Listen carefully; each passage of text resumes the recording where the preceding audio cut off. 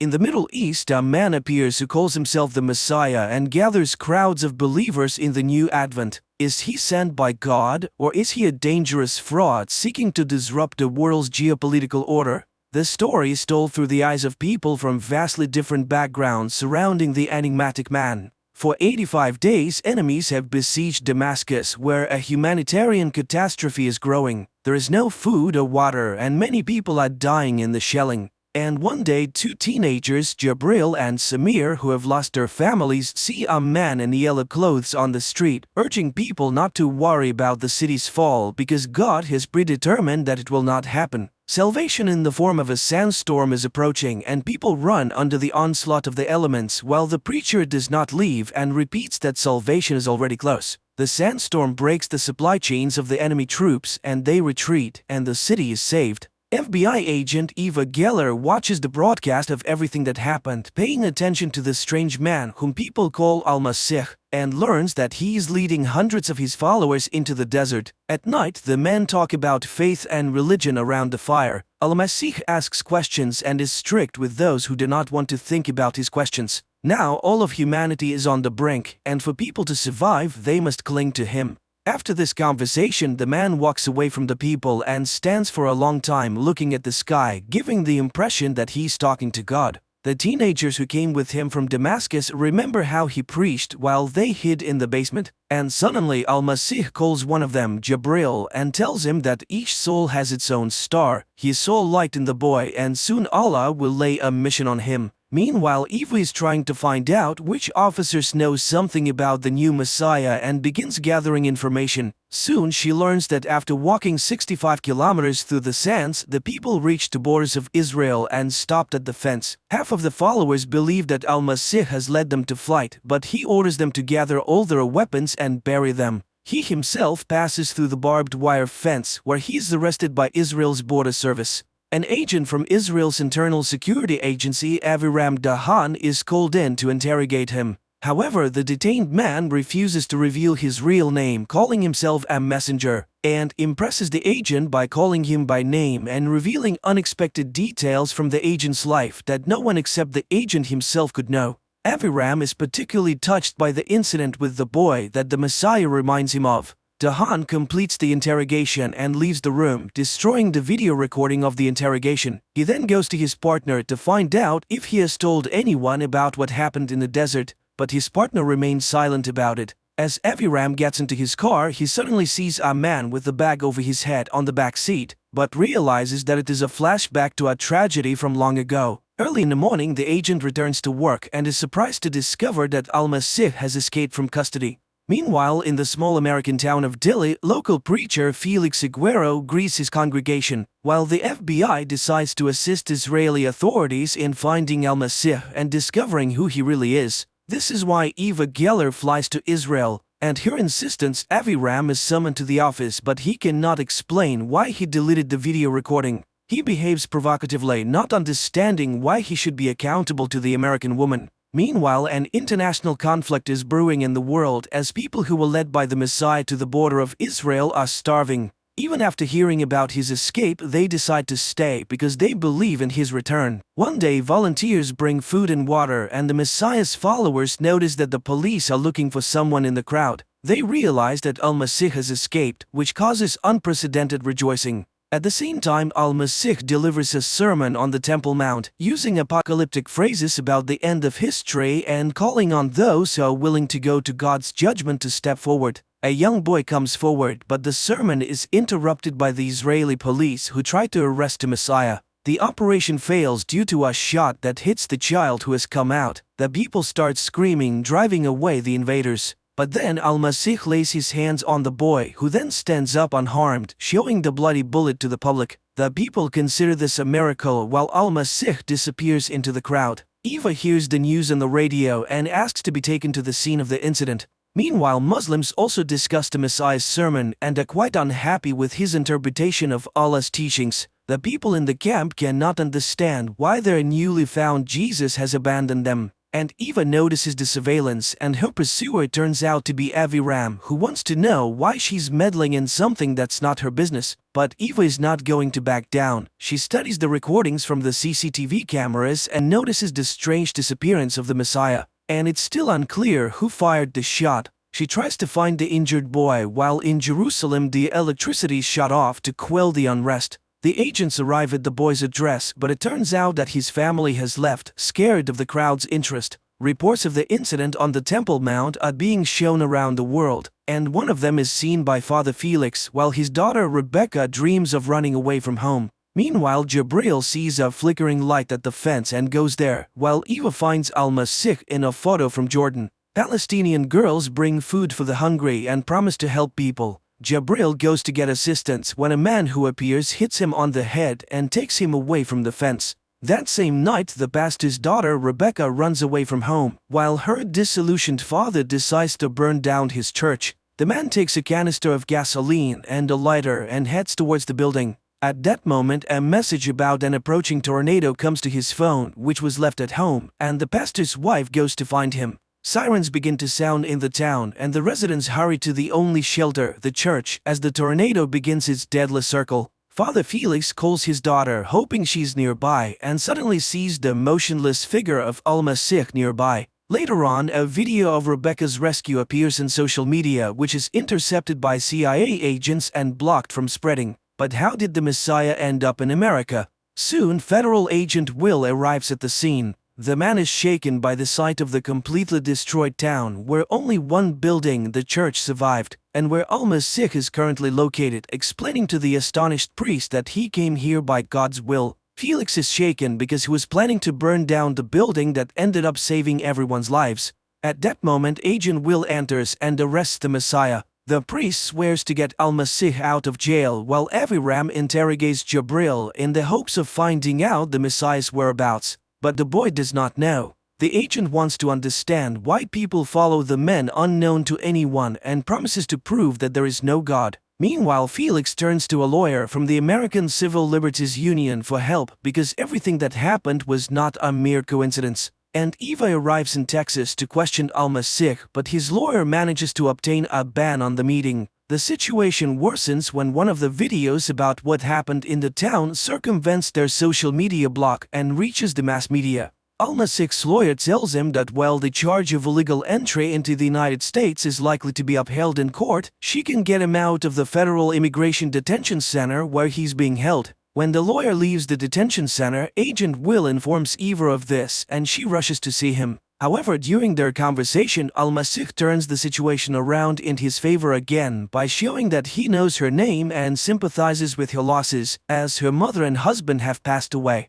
He realizes his responsibility for those who followed him and is willing to help all who are suffering, including her. But Eva doesn't believe his sincerity and runs away, failing to notice the recording device under the table. Returning to her hotel room, Eva talks to her boss, who informs her that Israel is demanding Al-Masih extradition and the state prosecutor will seek permission for it. Later, Al-Masih is taken to court where he is charged, which he admits to, and requests asylum. Eva goes to the lawyer, trying to convince her to stop fighting for the man's release to prevent his extradition. After all, if he returns to Israel, he will be imprisoned, but the lawyer refuses to talk about it. Meanwhile, Aviram again refuses to reveal what happened during the interrogation, whose recording he erased. He's suspended from the case and a hearing is scheduled. At this time, Felix tells his wife about his departure because he's needed by the Messiah. A multitude of Al-Masih's followers gather outside the courthouse. The hearing begins and the lawyer explains that the man cannot return to Israel where he will be persecuted for religious reasons. But the prosecutor claims that the man is lying about being a Muslim because he does not pray 5 times a day as required. The Messiah responds that he belongs to all denominations because everyone walks under the same sun. This causes a storm of emotions around the world, even in high-level offices. The assistant to the President of the United States tries to pressure the judge to deport the unwanted man, and the judge promises to consider it. Meanwhile, Samir finds his friend Jabril abandoned by Aviram in the desert, and he considers it a true miracle that he survived. The next day, the court makes the shocking decision to grant asylum to Mr. Masih, allowing him to leave the courthouse as a free man, with the car of the Venerable Iguero waiting for him outside. People all over the world are talking about the Messiah and beginning to believe in the miracles he performs. In Delhi, those seeking healing begin to gather. The Reverend tries to organize their accommodation while Samir faithfully tends to Jabril. The Messiah brought by the pastor settles in isolation from people in a small tent where only Felix has access. One day the preacher dares to ask Al-Masih about his future plans, and he says he does not know what will happen next. After all, Felix brought him here, and this instills despair in the preacher's soul. He thought that the Messiah was acting according to a preconceived plan. That same evening, Agent Will comes to Eva and shows her a recording of a conversation with Al-Masih. Then he shows her a book by one of the radicals, Wallace, about cultural terrorism, in which the words of the Messiah are repeated verbatim. It turns out that Al-Masih is acting according to this scenario, the goal of which is the destruction of the existing order. Meanwhile, things are going badly for the refugees who remain at the Israeli border without water and food, and soon Samir begins to wonder where Jabril's strong faith comes from. He calls his friend crazy for refusing medical help as his injuries could be fatal, and accuses him of an abnormal love for the Messiah. One day, Aviram's wife notices his car, which has been parked near their house for 3 days, and begins to search for the man, who at this time arrives in Texas and buys a gun at the gun store. And in Delhi, every evening people gather together hoping that Al-Masih will come out to them. But the man remains in his tent, bringing Felix into a state of confusion that spills over into a sermon for all who have come. At this time, 2 residents of Delhi finally find their dog crushed by furniture during the hurricane and try to free it. Al-Masih comes out of his tent just as armed Aviram approaches it. The Messiah calmly looks into the eyes of his killer, and Aviram lowers his gun and looks at the departing man's back. The people notice the Messiah, who is walking towards the house where the man decides to shoot the poor dog as it is suffering greatly. The boy asks Al-Masih to save his dog, but he takes a gun and shoots the dog, causing the boy's anger and pain, and then he leaves the town. At this time, Eva catches up with Aviram and he confesses that he wanted to kill the Messiah, who at that time calls pastor's daughter Rebecca to come with him. Meanwhile, the refugees decide that the Messiah has abandoned them and they decide to return to the city, but Jabril stays behind. In the morning, the young man dreams of his deceased mother, who turns into the Messiah and reaches out to him. At the same time, the Texas police ask the pilgrims not to come to Delhi as the city is completely destroyed. Dissatisfied, the people are ready to expel Al-Masih and Father Felix. They write protest messages about the false prophet on the church walls. Meanwhile, Eva learns the true name of the Messiah by Yamgal Shari, and he has a brother who works at the university.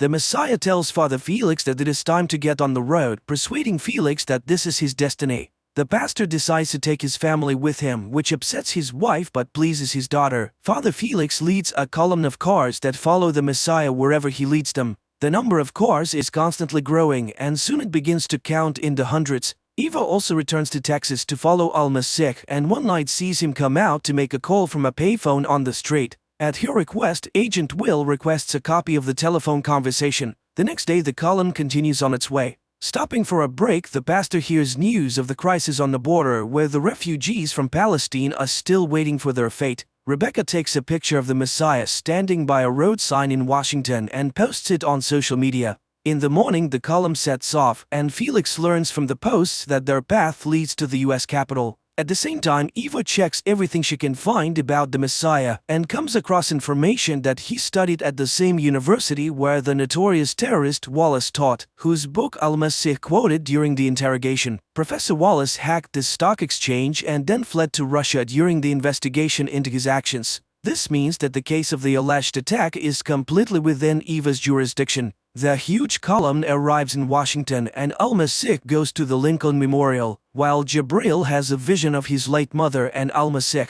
The Messiah speaks about the unity of people in the world around them, and Jabril suddenly stands up as if hearing his speech. Al-Masih asks to look at himself and his neighbors. Jabril strips naked. The Messiah stands before the nation and looks at them so that they finally look at him. It's too late to kneel, time is up.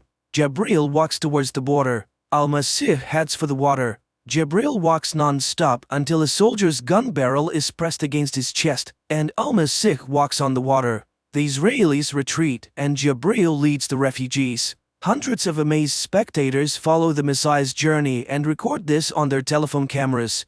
The world is buzzing after witnessing the miracles of Al-Masih, and even the Congregation of the Causes of Saints is considering the case. Everywhere there are clashes between the followers and the opponents of the newly emerged Messiah. People are sending money to Father Felix, who intends to build the Church of Al-Masih with it. Meanwhile, Jabril arrives in Western Jordan, where he is welcomed as a liberator. The refugees are brought to a secluded house where they will be given food and shelter. But Jabril is separated from the others as he openly declares his allegiance to Al-Masih. Meanwhile, Eva reports her findings to his superiors. The Messiah has a fairly long trail of connections to banned organizations and, most importantly, to Wallace, who is now hiding in Moscow. Senior officials in the US government are concerned about the popularity of Al-Masih, so the head of the White House staff demands that the CIA do everything possible to discredit him. But Eva reminds them, this is not just terrorism, this is a new level of destabilizing society.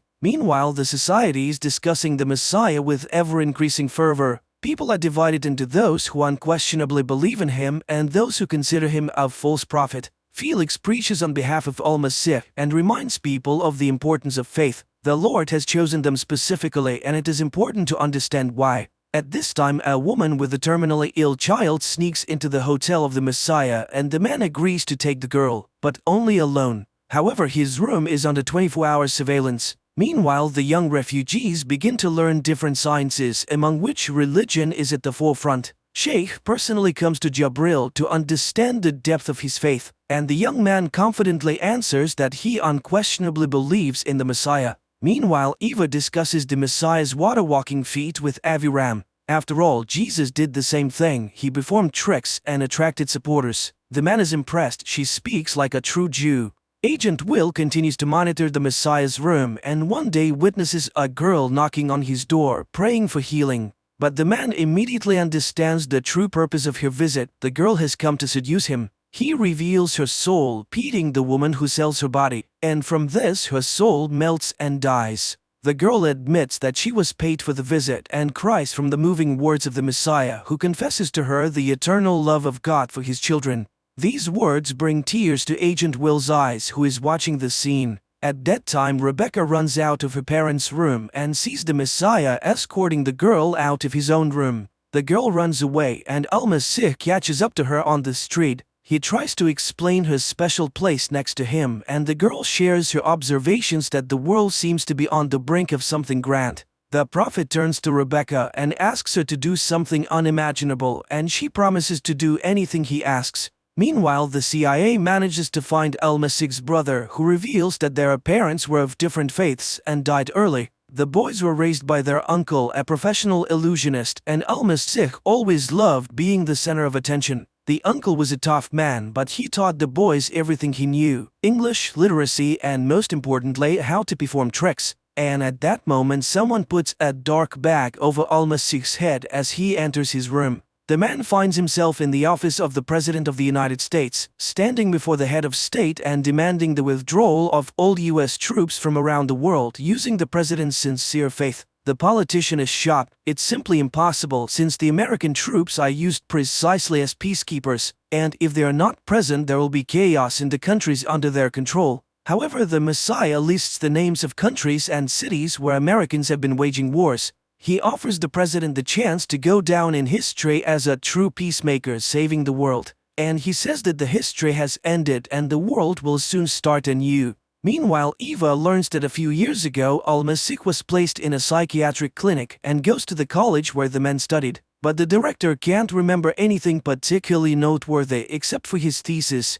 Eva goes to the archives, but the thesis is not there. In Jordan, the Sheikh shows Jabril an article in a newspaper about the miracles of Al-Masih and asks him to give a speech at the upcoming celebration. The boy must become the leader of the new generation in the struggle for Palestinian independence. The next day, Al-Masih announces to the media about his meeting with the president, and this infuriates Felix, who believes that he should have been informed about it. The president also faces similar attacks. He is heavily guarded against this freak, but he himself goes to the meeting. However, the man interrupts all conversations. He must first think about the people. Angered, Felix expresses his grievance to Al-Masih, and the letter suggests that he kneel before him if he truly believes that he is the Messiah. The preacher thinks it over as the Messiah leaves the room. On the other hand, Agent Will begins to unquestionably believe in Al-Masih and quits his job. Meanwhile, Eva receives the call logs she requested. That same evening, Aviram asks Al-Masih about his family and mocks him, offering to walk on water again. But the man only smiles in response and asks a counter question. Why isn't Aviram leaving? The agent can't answer. The president talks to Al-Masih again and he informs him that there is no more time to think. At that moment, water begins to flood the president's feet. Upon waking up, the man learns about an unprecedented flood destroying the U.S. coastline. Later, the daughter of the Reverend Iguero tells him that Al-Masih came to Texas for her, not for her father. Meanwhile, in Jerusalem, a guard confesses that he was the one who freed the Messiah from prison, not Aviram Dahan. That same night, the girl hired by the president's assistant to compromise Al-Masih returns all the money she received for it. She doesn't care whether he's real or not. What matters to her is that he's a very good person. Meanwhile, the president flies over the affected areas and, in addition to providing material assistance, urges people to pray and hope for the help of the Lord. At the same time, the pastor's wife asks Al-Masih why he chose their family. He says that faith can be found everywhere, and he wants the same thing that the Lord wants, the flood. Meanwhile, in Jordan, the Sheikh is teaching Jabril about the speeches and Palestine's independence. It's very difficult for the illiterate boy to remember unfamiliar words, but the Sheikh is insistent. His friends are also being heavily influenced at this time, with religious ideas being drilled into their heads. Meanwhile, Reverend Felix asks a famous showman to include Al-Masih in his program. After all, it's a chance to speak to the multimillion audience. Eva checks all the numbers on the list and finds one that Al-Masih calls frequently and talks to the caller for quite some time. Meanwhile, the President of the United States is informed of the buildup of Russian troops on the border with Latvia and is demanded to make a tough decision. On that day, Eva finds Al-Masih to tell him that she knows about his diagnosis, Messiah complex, given to him in the psychiatric clinic, and about his uncle, the magician. She thinks someone is using him and promises to find and arrest the puppeteer. And he confirms that he knows Wallace, who is still his friend despite being accused of terrorism.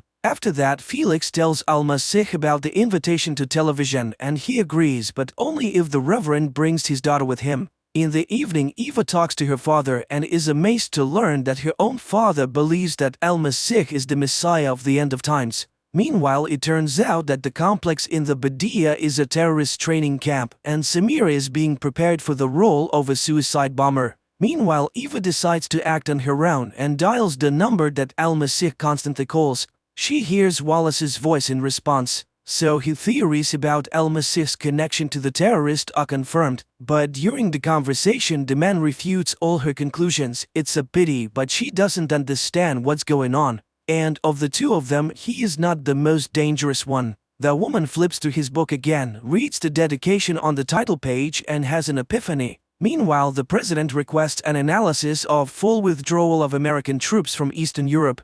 Eva goes to her boss. Wallace's book is the work of Al-Masih, so it's actually the opposite. The recognized terrorist is a disciple of the Messiah. In the meantime is the day of the television appearance. Al-Masih and Rebecca prepare for their performance. At the mosque, many believers come to listen to Jabril's first speech. The boy is very nervous, but the sheikh is nearby and guides him. The show host warms up the audience before the Messiah's appearance on stage, while Samira is also being taken to the mosque. But just before going on stage, the Messiah leaves the studio and gets into a car, while Samira puts on the suicide bomber belt. The audience demands the Messiah's appearance and Rebecca takes the stage.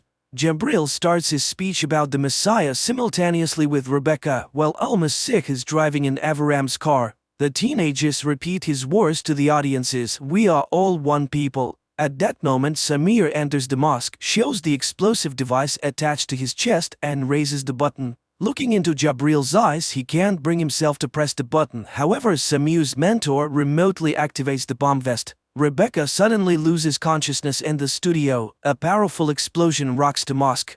The action moves back several years when Aviram and his partner kidnapped, interrogated and killed an underage son of one of those who had organized an explosion in which Aviram's mother died. But it turned out that the boy was not the man's son at all, and it is still haunting the agent.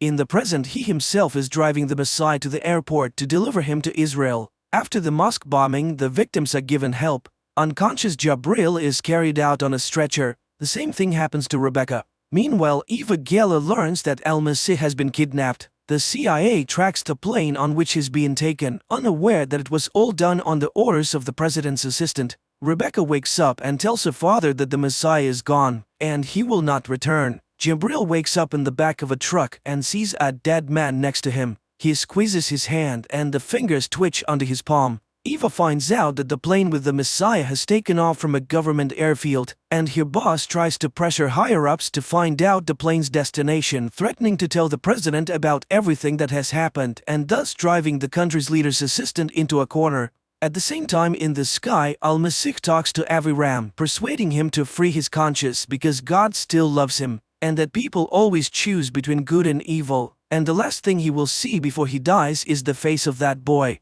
Meanwhile, the president's assistant decides to reveal Al-Masih's true name to the press and the folder with his dossier, highlighting his mental illness and the fact that he was raised by an illusionist. In the sky, the plane begins to experience severe turbulence. There is an explosion in the tail, and Aviram sees the face of the deceased boy in front of him, whose face is being covered by the Messiah's hands. In the command center, Eva is informed that the plane's signals have disappeared from the radar. She realizes that a tragedy has occurred. On TV, news reports reveal the Messiah's real name and biography, causing confusion among Al-Masih's followers. After hearing everything, Felix leaves the hospital. Jibril also watches Messiah's brother talk about his ability to perform magic tricks. Eva accuses the president's assistant of destroying the diplomatic plane, but he warns her to watch her tongue. The woman is overwhelmed because the entire operation has collapsed and she cannot prove anything. Meanwhile, Father Felix arrives at his church and sets it on fire. He no longer believes in anything.